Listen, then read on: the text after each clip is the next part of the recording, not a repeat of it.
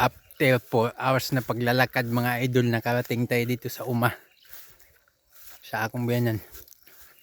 Gabig plakata oh. O now, gabig plakata oh.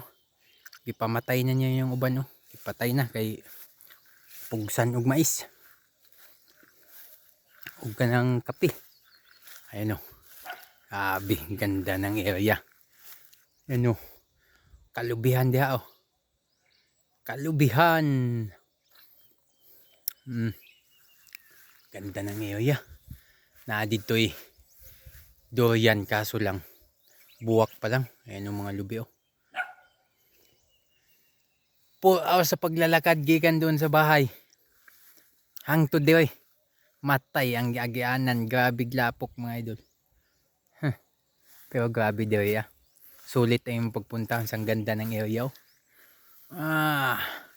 Saan ka pa? Enjoy na enjoy talaga mga